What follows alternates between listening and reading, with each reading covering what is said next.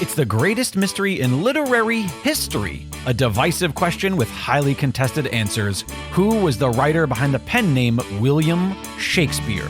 Welcome to Don't Quill the Messenger.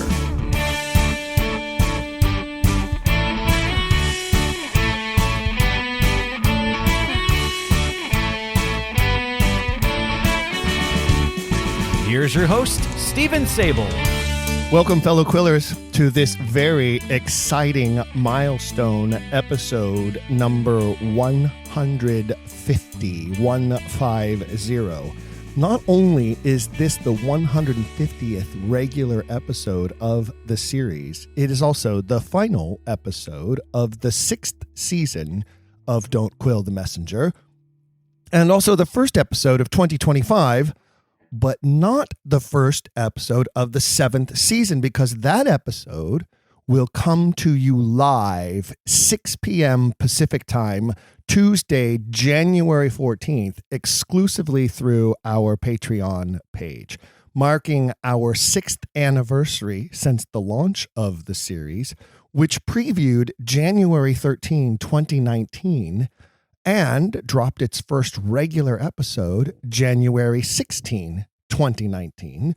So Tuesday, January 14th, 2025 is a fitting date to celebrate our 6th anniversary, and you can do it with us live, 6 p.m. Pacific, through our Patreon page.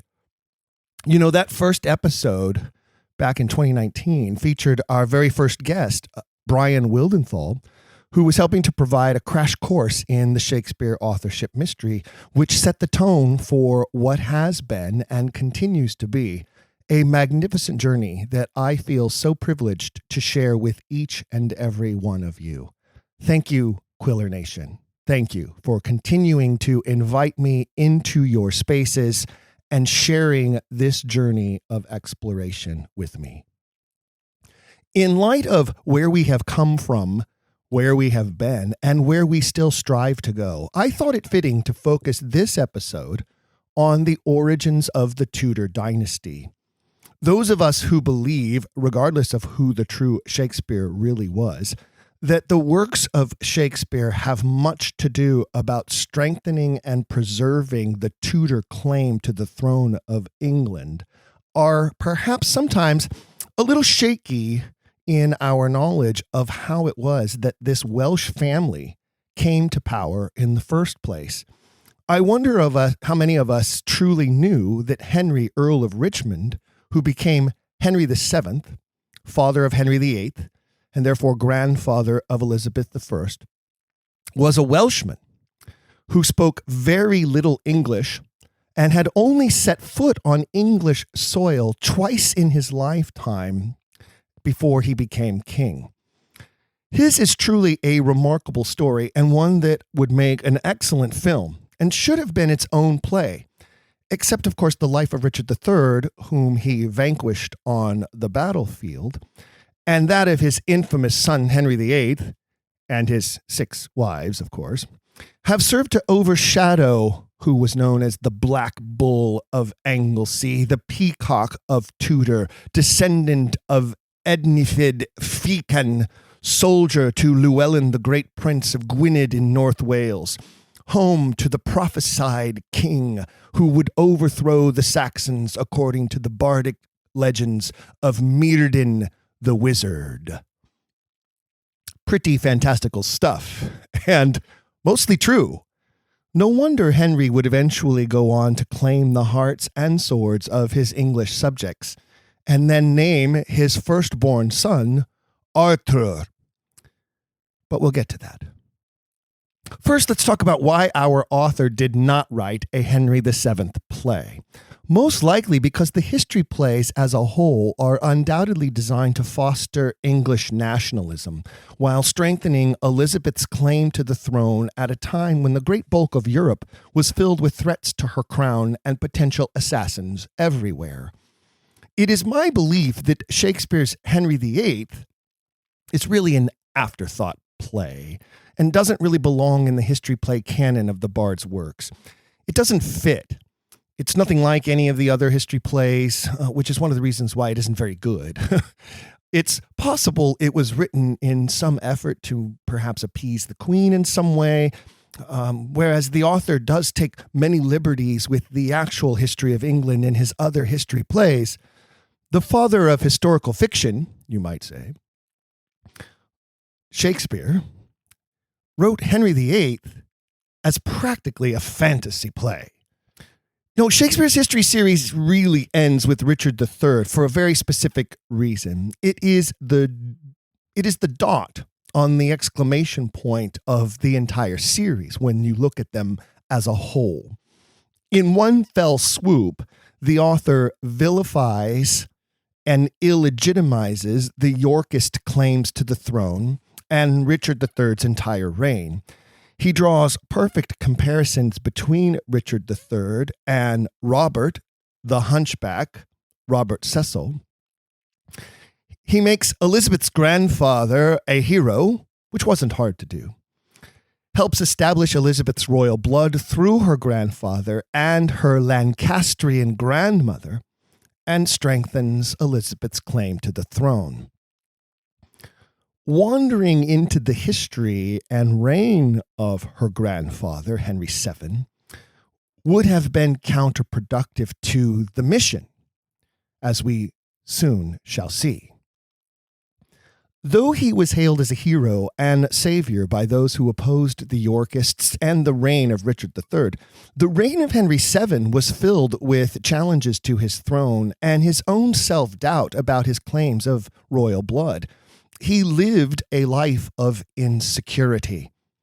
An insecurity, I believe, he passed down to his granddaughter, whom we all know came to the throne under pretty unusual circumstances. Third in line, the red-headed stepchild, as it were, daughter of a woman who was convicted and executed under charges of being a whoring witch who committed incest with her own brother. This was Game of Thrones type stuff. Case in point that this question was still lingering during Elizabeth's reign. In 1584, historian David Powell wrote that Henry VII had once appointed a 3-man commission to inquire into his own pedigree. They reportedly found that Henry Tudor was descendant from the royal stock of Maelgwyn, prince of the line of Cadwallader of the Beautiful Spear. Cadwallader of the Beautiful Spear. And as Powell wrote it, a perfect genealogy from the ancient kings of Britain and princes of Wales. And now it suddenly sounds like a Tolkien novel. Nonetheless, we can trace the Tudor name to the sons of Edmund, whose names were Tudor, spelled Tudur in the historical record, and Goronwy. Tudor and Goronwy, sons of Edmund. From there, it is no surprise that the Tudors wind up split down the middle on both sides of the battle between Richard II and the usurper Henry Bolingbroke, with most of them loyal to Richard and winding up on the wrong end of the battle and the sword when Bolingbroke becomes Henry IV.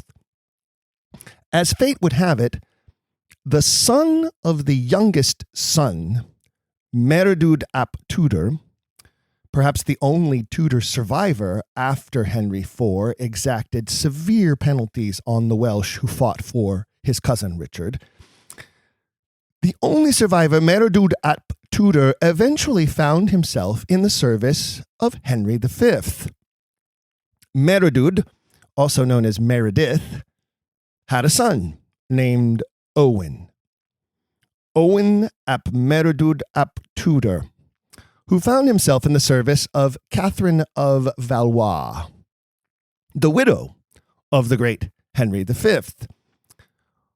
Owen served as the widow queen's clerk of the wardrobe, and apparently he had access to more than her clothes, because, the story goes, they eventually married.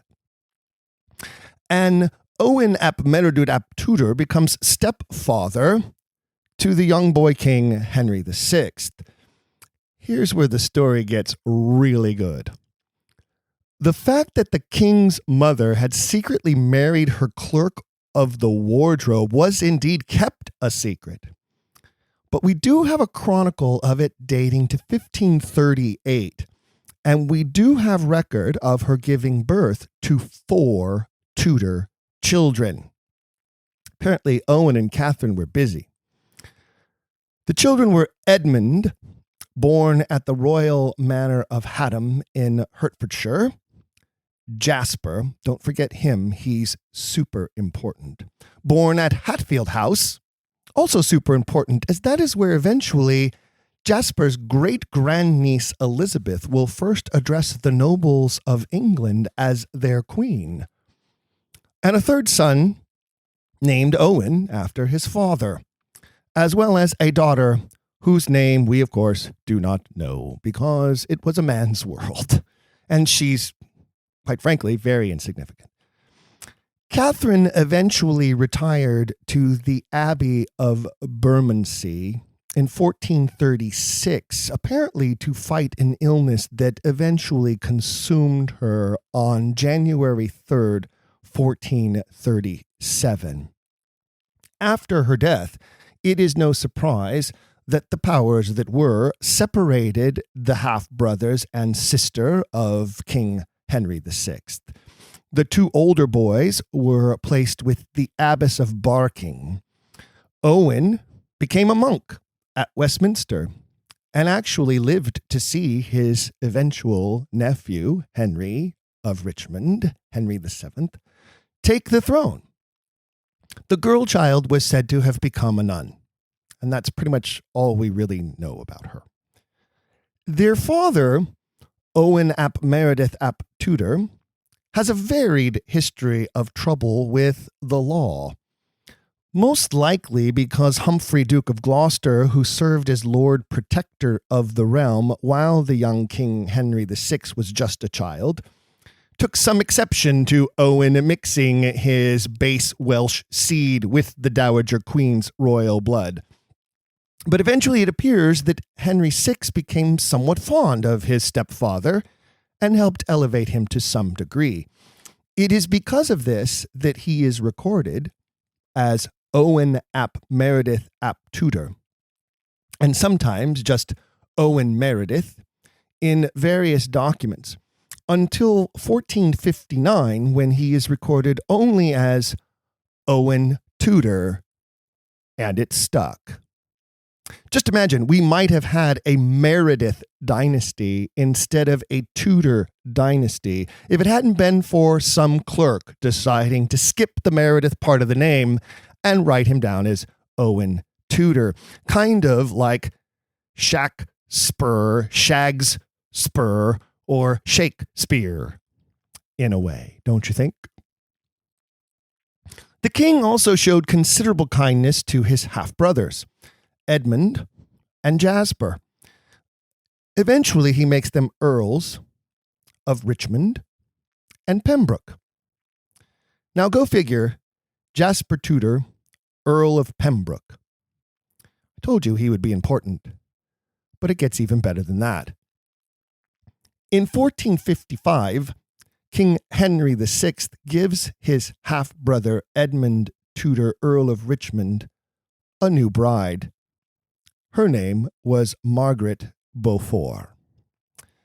Yeah, I know, my wife's going to complain to me about my French. Catherine of Valois and Margaret Beaufort. Now, Margaret was a direct descendant of John of Gaunt through his mistress, Catherine Swynford, who used to be his children's nanny. Man, does history repeat itself or what? So many men in history making babies with the babysitter. But in this case, after John's first wife died, John married Catherine Swynford and then was able to achieve legitimacy for his 4 bastard children, thanks to special edicts by the Pope, the King, and an act of Parliament. This made the Beauforts the second most powerful Lancastrian family in all of England after the king himself. Now, a Tudor was suddenly married to the great-great-granddaughter of Edward III, and the bond between Tudors and Lancastrians was suddenly very strong. That didn't help much at the time, when the Wars of the Roses were finding their beginning, and Edmund Tudor met his death early on, even before he could see the birth of his son, Henry. His wife, Margaret, was 6 months pregnant when her husband was slain, and she went to live with her brother-in-law, Jasper Tudor, Earl of Pembroke. Fast forward. But first, let's take a note about the young Margaret. At just 14 years old, she was 12 when her cousin the king gave her to Edmund Tudor as a bride. Yes, that is correct. She was 12 and married off to Edmund. By 14, she was giving birth to her son, Henry. And the chroniclers say that this young 14-year-old girl, Margaret, insisted that her son be given the royal and English name of Henry. She was pretty strong-willed already, wasn't she? This Beaufort Margaret. A lot of powerful Margarets in the history of England. Margaret and her boy spent the next several years in Jasper's castle, while he was off fighting for his half-brother, Henry VI. Included in his retinue was his father, Owen, who unfortunately was captured at the famous Battle of Mortimer's Cross, a large turning point in the favor of the Yorkists during the famous Wars of the Roses. Chronicler William Gregory wrote that Owen Tudor went to his death admirably, and was noted to have said, "That head shall lie on the stalk that was wont to lie on Queen Catherine's lap." Kind of romantic in a weird, savage sort of way. He was right. The story goes they placed his head on the highest step of the marketplace, and that a mad woman climbed the step to comb his hair, wash away the blood from his face, and set about him more than 100 candles. Some theorize that it was his long-lost daughter, but no one knows for sure who decorated so the head of the man who was the great-great-grandfather of Elizabeth I. It wasn't long before the Yorkists claimed the throne, and Edward IV was named king. Jasper escaped into the mountains, but his castle was taken, and young Henry Tudor, aged just 4.5, was separated from his young mother, now 18, and placed in the household of Lord Herbert of Raglan, where the young Henry Tudor remained for the next 9 years in a loyal Yorkist house and not a threat to anyone. Meanwhile, good old Uncle Jasper kept up the fight as a guerrilla-type resistance fighter, popping up here and there to cause the Yorkists problems whenever and wherever he could. First in North Wales, the land of his forefathers, then in Ireland, then in Scotland, then down the Northumbrian coast, a brief journey to France to align with Louis XI and the exiled Queen Margaret of Anjou, then back to Wales for a rescue mission to save his young nephew Henry, now 14. This occurred just as Henry VI made his brief reunion with the throne thanks to Louis of France and the help of his always shrewd wife, Margaret of Anjou. Remember those powerful Margarets. And she is the one character who appears in 4 different plays, if you include Richard III. And what a powerful character in the canon, and what a wonderful role for an actress to play all the way through her life, the 3 Henry VIs and into Richard III. It is an incredible journey for an actress to make in that role. Not many have done it, but those who have obviously wear a great badge of Shakespearean honor. So Jasper took his young nephew to meet King Henry VI. It was the younger Henry's first journey out of Wales and onto English soil. The meeting didn't amount to much. Henry VI sent Jasper and the boy back to Wales with instructions to sit tight and prepare for potential further action. That didn't last long. About 6 months, in fact, before Henry VI was back in the Tower of London. Queen Margaret, her son in hand, did her best to make a final push for the throne, but the Yorkists completely vanquished them this time at the famous Battle of Tewkesbury. And all was lost. Henry VI was put to death, as was his son.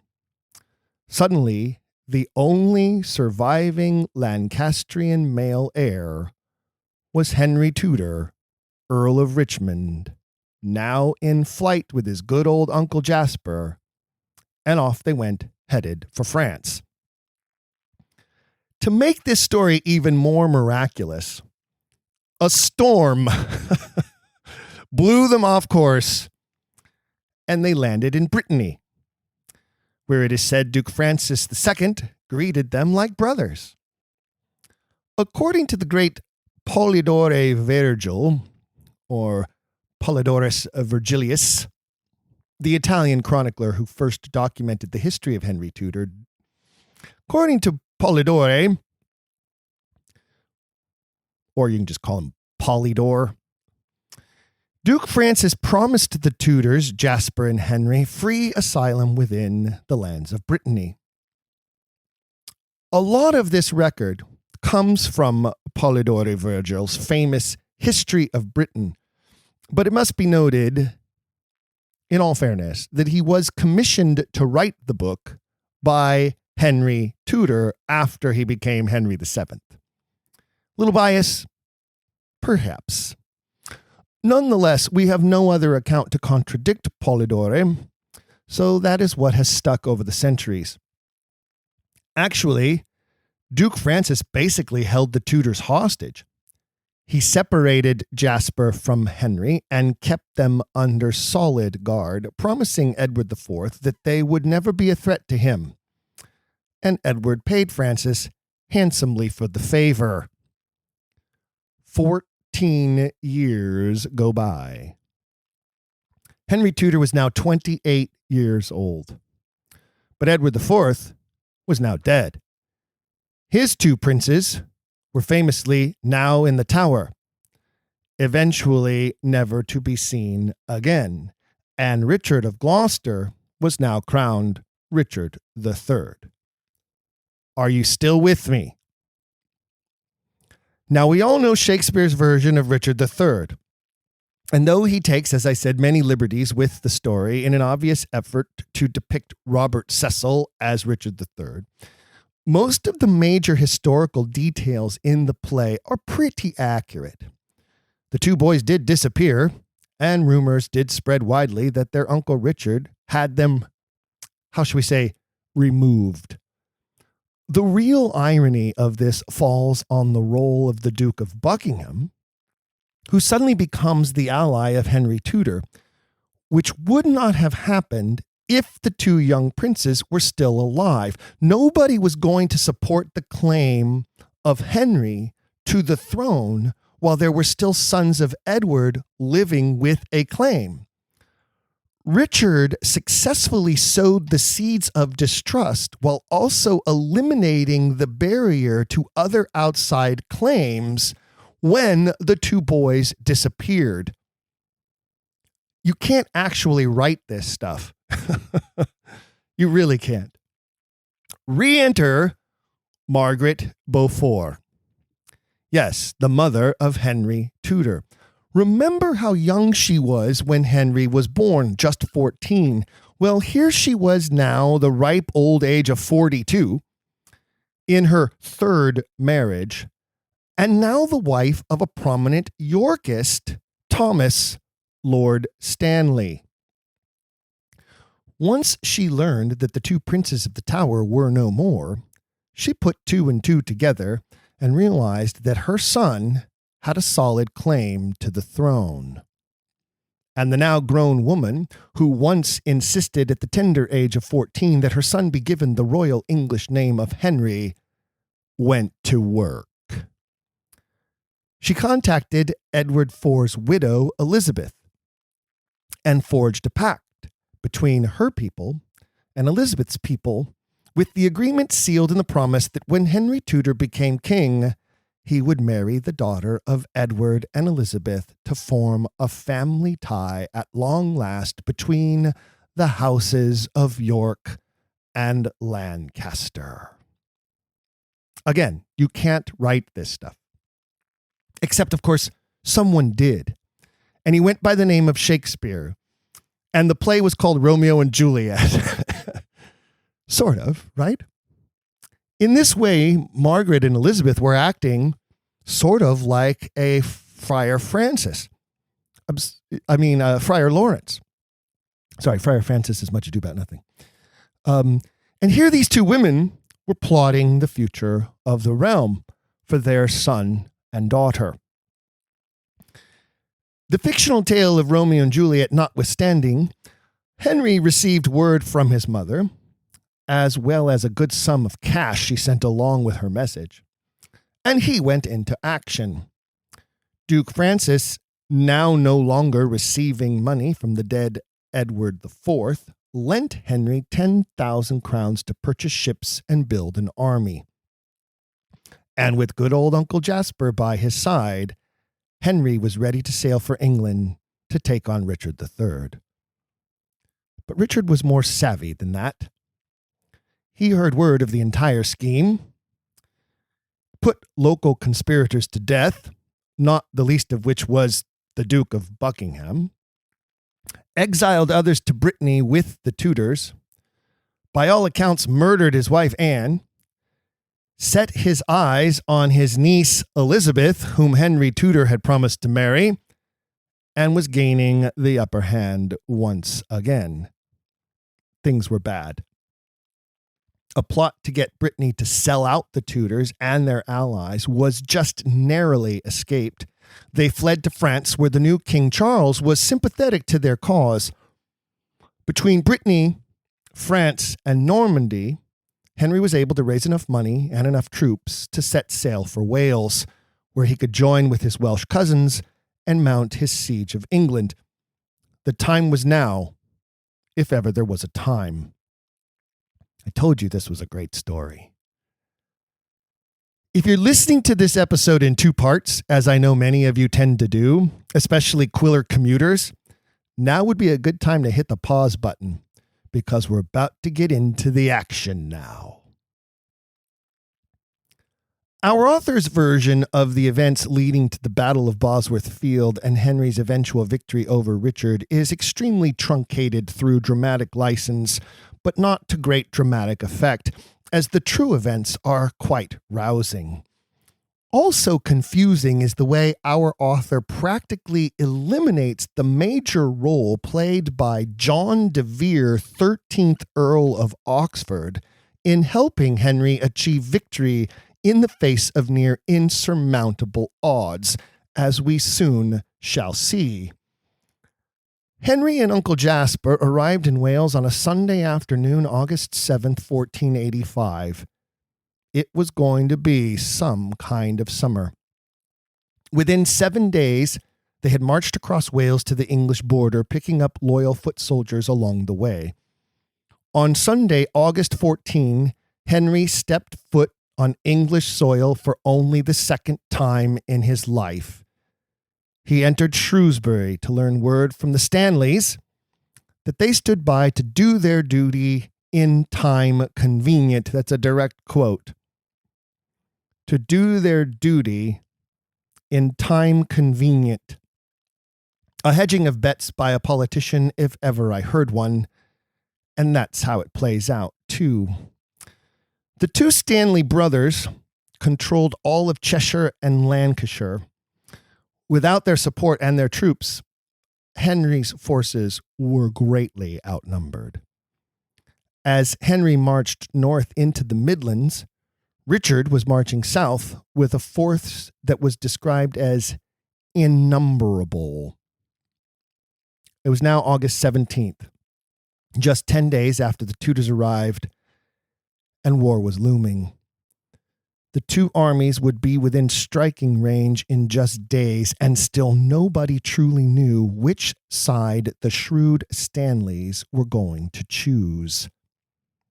According to Polydore Virgil, on August 20, Henry and a small dispatch of some 20 men found themselves separated from the rear guard, and, unsure of the English countryside, became lost overnight. Was Henry considering retreat in the night?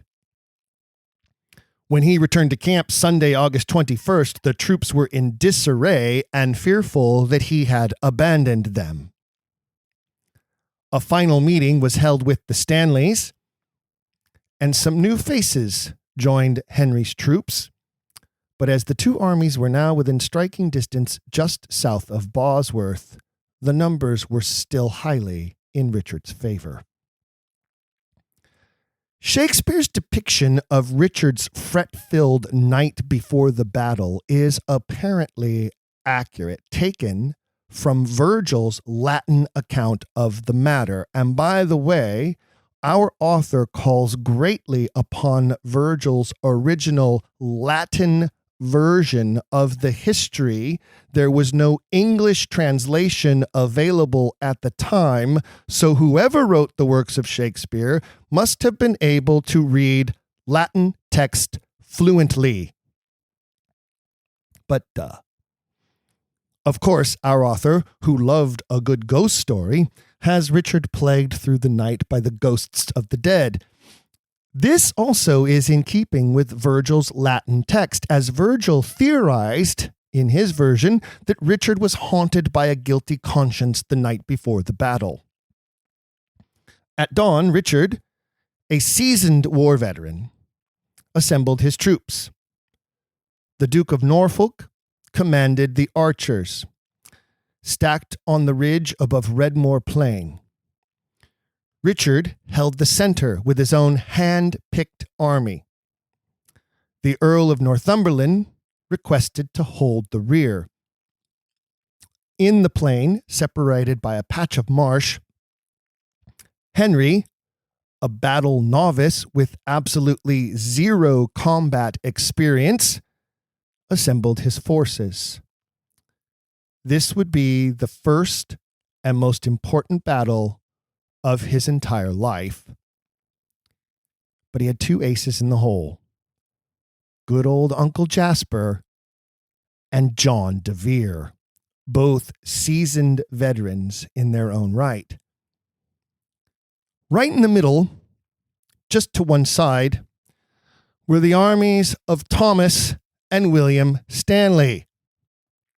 When Henry requested the Stanley army to gather at Point, the response was, "Set your own troops first, and we will come down in due time."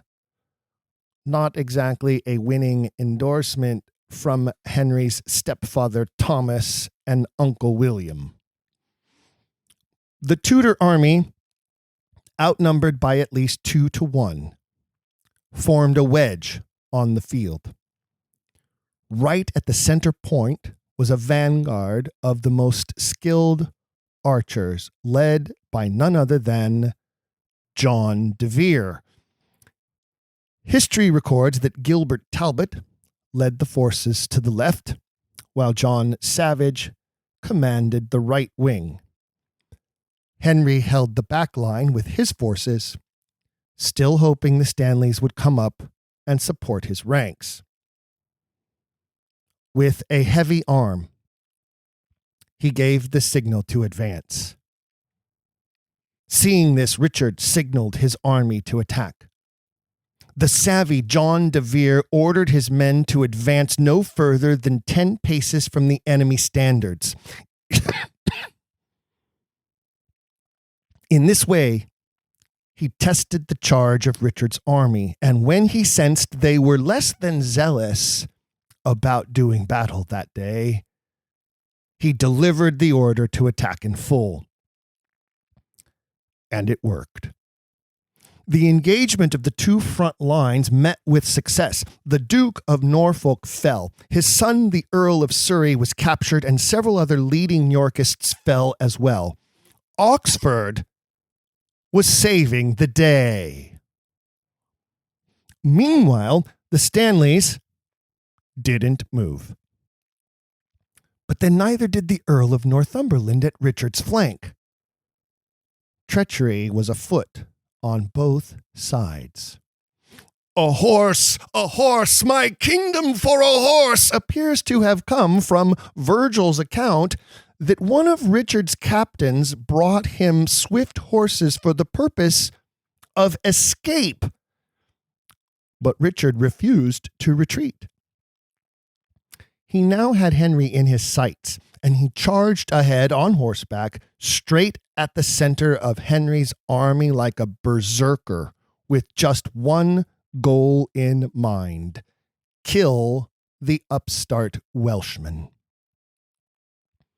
By the historical accounts, Richard fought like a madman, dropping soldiers left and right in his wake, slaughtering Henry's standard bearer, unhorsing John Cheney, Henry's largest and most formidable warrior, and making his way through Henry's personal guard like a scene out of a movie. No one knows exactly for sure what it was that caused the Stanleys to finally intervene. Some say it was their assessment of John de Vere's success at the front. Others say it was watching Henry bravely stand his ground in the face of fierce battle. Still others say Thomas Stanley, Henry's stepfather after all, finally felt a twinge of family connection and moved to save Henry from Richard's fury. Others say it was William Stanley who had suddenly become guilty of the pleas of his niece Elizabeth, begging him not to allow Richard to win so she wouldn't have to marry her own uncle. Nonetheless, the Stanley armies joined the fray in a thundering charge. Richard fell. John de Vere drove back the Yorkist front lines into their retreat. The soldiers cheered and shouted, "King Henry!" Someone pulled Richard's golden circlet from the mud and handed it to Thomas Stanley, who placed it upon his stepson's head as though, quote, he had been already by commandment of the people proclaimed king after the manner of his ancestors, wrote Virgil. Against incredible odds and through a series of unlikely events, a new Tudor dynasty had begun. Conversely, Virgil also wrote that the victorious army collected Richard's body, stripped him naked with not even a cloth to cover his privates, slung him over a horse, and carried him off to an unregarded burial at the Franciscan church in Leicester. How he ended up under a parking lot, according to modern archaeology, is another story for another time. The new Henry VII was 28 years old. By historical description, he was of slender build, average height, with yellow hair like burnished gold and deep-set blue eyes. His face was described as long, somber, and pale. On September 3rd, just 12 days after the battle, Henry arrived in London. Great preparations were made, and on Sunday, October 30th, he was coronated at Westminster Abbey. And here's where the story of Henry VII gets very complicated and not very stage-worthy. By proclamation of laws enacted by Richard when he was king, Henry was attainted of treason against the crown. Richard was a rightfully crowned and coronated king, and Henry had risen against him. That made him a traitor. This had to be rectified. He called a parliament, and it was ruled that his attainder of treason had been automatically cancelled by his assumption of the crown. Kind of like, you cannot charge an anointed king with a crime sort of thing. Nonetheless, the act of confirmation was passed, the wording of which is super important. The inheritance of the crowns of the realms be, rest, remain, and abide in the most royal person of our new sovereign Lord King Henry VII, and in the heirs of his body lawfully come perpetually with the grace of God so to endure, and in none other. Setting the stage for the Tudor dynasty to continue. There were other odd entanglements to struggle with. Henry's fiancée Elizabeth of York had been declared a bastard. This had to be rectified as well in order to legitimize her descendants from the Yorkist King Edward IV. Also, Henry and Elizabeth were so closely related, they required a papal dispensation in order to circumvent accusations of incest. Henry used these complications to delay the marriage on purpose so that it would not be perceived that he would owe his crown to his new queen, who actually had a stronger blood claim to the throne than he did. What a mess. You can see why Shakespeare left all of this alone. But it gets worse. Nonetheless, Henry did keep his promise to marry Elizabeth. She received her legitimacy, they received their papal edict, and the houses of York and Lancaster were now united. Sort of. You would think that the birth of a son, September 20th, 1486, talking just 1 year, all of this all occurs in a year's time, would have served to put the conflict between the houses of York and Lancaster to rest once and for all. Henry and Elizabeth named the boy Arthur, in keeping with those Welsh legends of the wizard Myrddin and the rise of a future king. John de Vere, 13th Earl of Oxford, was named one of the baby's godfathers. The man who helped Queen Elizabeth I's grandfather take the throne was also godfather to her uncle Arthur. The de Veres and the Tudors were to be forever connected. But the peace between the Yorkists and the Lancastrians was short-lived. After all, the Yorkists still outnumbered the Lancastrians by a lot. And there were some unhappy upstarts who still believed the crown belonged to them. Throughout the spring of the next year, 1487, certain Yorkists were making deals with the chieftains of Ireland, setting up a false king who was supposedly the Earl of Warwick, escaped from the Tower of London. Excuse me. Forming a sizable army and ready to march south upon Henry's kingdom. By the 16th of June, things came to a head, and another battle ensued. Once again, Henry relied on good old Uncle Jasper and John de Vere to lead his forces to victory.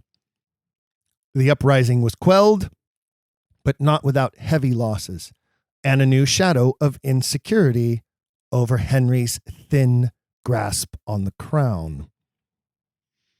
The next 3 years were filled with much pomp and circumstance, Henry and Elizabeth doing all they could to be seen as much as possible as the reigning king and queen over a prosperous land. Great care was taken to embrace all English rituals and festivals, while Henry's Welsh ancestry was slowly pushed beneath the surface. It was a giant production. Henry Tudor understood the power of the stage, and he understood the power of pageantry, costuming, festivities, and performance. It didn't matter. By the early 1490s, another new uprising had begun. Once again, the spark was laid in Ireland. Once again, a new upstart was foisted forth as a claimant to the throne. Only this time, the plot moved to France, and the claimant was called the Duke of York, a surviving prince of the Tower. You can't make this stuff up, but they did. And they tried to use this young man to foster support against Henry once again. The intrigue continued for several years until it sucked in none other than William Stanley, ever the scheming politician, who was eventually found out, tried for treason, convicted, and executed in 1495. The false Plantagenet prince was eventually captured, confessed his true identity, and after a time in prison was hanged to death. But not before he was used as bait to lure the true Earl of Warwick into a plot to escape the Tower, for which he too was finally executed to put an end once and for all to any Plantagenet claims to the throne. It is said that the decision to put Edward Plantagenet, Earl of Warwick, to death was one that haunted Henry VII until the day he died. Once again, we see Tudor qualities of both insecurity and guilt passed down the line from grandfather to granddaughter in Queen Elizabeth I, who was forever haunted by the execution of her cousin, Mary, Queen of Scots. So there you have it, Quiller Nation. Just a quick run through of the origins of the Tudor dynasty. I think it is important to have an understanding of the full history of the Tudor dynasty in order to better understand the Elizabethan era, and thus a better understanding of the Shakespeare canon. I believe, whatever theory any of us believes, that the secret to understanding the truth behind this mystery can only come through a better understanding of the history of the throne of England. The role of this particular family in that history, and how much importance there must have been on trying to continue this Lancastrian reign in hopes that a Yorkist never would hold the throne again. And they didn't. At least a Stuart wasn't a Plantagenet. But that's another episode for another day. Hey, before we wrap up this episode, I want to remind you that our first ever Don't Quill the Messenger live episode recording will be conducted at 6 p.m. Pacific, Tuesday, January 14th. It will be our 151st official episode and the celebration of the 6th anniversary of this program, which aired its first episode on January 16th, 2019. During the live anniversary show, you will be able to directly interact with producer Jake and me through the chat function of the live stream as you watch and listen to us review 2024. We will read some of your reviews, letters, and comments, recap the 2024 Quillers of the Month, and respond to your live comments in real time. But the only way you will be able to view and participate in our live 6th anniversary show is if you go to the Patreon page and become a member. You can join for free. You don't have to become a contributing member to gain access to the posts and information and the live show, but you do have to register as a member in order to get access to the stream. If you don't tune in at 6 p.m. Pacific, Tuesday, January 14th, you'll have to wait until January 24th to gain access to the audio recording of the show, and you won't be able to interact with us live in real time. So mark your calendars for 6 p.m. Pacific, Tuesday, January 14th, to join producer Jake and me for the live 6th anniversary episode of Don't Quill the Messenger. And speaking of producer Jake, here he is to spin the wheel of destiny and announce the very first Quiller of the Month for 2025. Thank you, Stephen, and hello, Quillers. 'Tis I once more here with the privilege and honor to name January's Quiller of the Month. If you're not sure what this is, well, head on over to patreon.com/don'tquillthemessenger and find out. Without further ado, I'm going to spin the wheel of names here with all of our eligible Quillers, and the Quiller of the Month for January 2025 is Stephen Hopkins. Stephen Hopkins. Congratulations on being named Quiller of the Month. I believe this is Stephen's second time being the Quiller of the Month. It just goes to show you that there is no limit to how many times you can win the honor bestowed to Stephen here this month. Every month that you are an eligible Quiller, you get entered into the contest. It is as simple as that. Congratulations, Stephen. Keep your eye on your email. Thank you and thank everybody for your continued support of this program. We would not, could not, should not continue with Don't Quill the Messenger without patrons like you. I am very much looking forward to joining all of you and chatting on Tuesday for the anniversary episode and the first ever live Don't Quill the Messenger. Should be a ton of fun, and I hope to see everybody there, including you, Stephen Sable. Thanks, Jake. It's going to be an exciting live episode, January 14th. See you there. Hey, one last thing. Just a reminder that the Patreon page is also where you can unlock the bonus episode feature library. The latest bonus episode, titled Luhrmann versus Zeffirelli, is a battle of the two iconic film versions of Romeo and Juliet. My wife, Annie, and I go into details about the productions and behind-the-scenes information.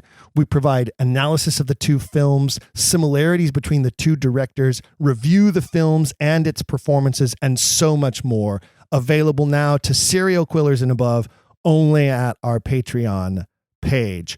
And if you watch the movies first, then listen to the recording, or maybe listen to the recording while you're watching the movies, those are two different ways that people have expressed to us that that's how they've been enjoying it.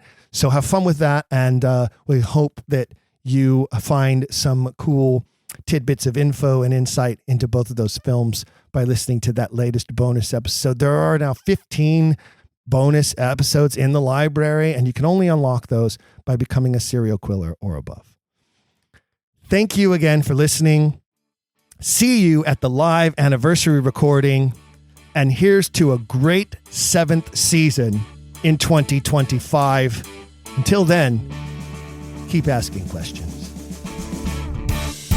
If you've enjoyed today's episode, please leave a rating and review in your podcast player. For even more, visit our website, don'tquillthepodcast.com. There you can find official merchandise in our shop, as well as a link to our Patreon. This show is made possible by people like you.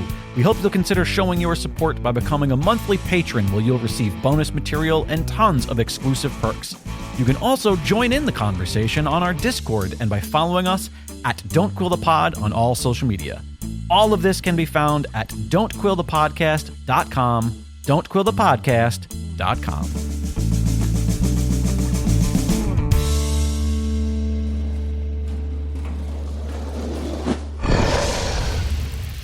It's Dragon Wagon.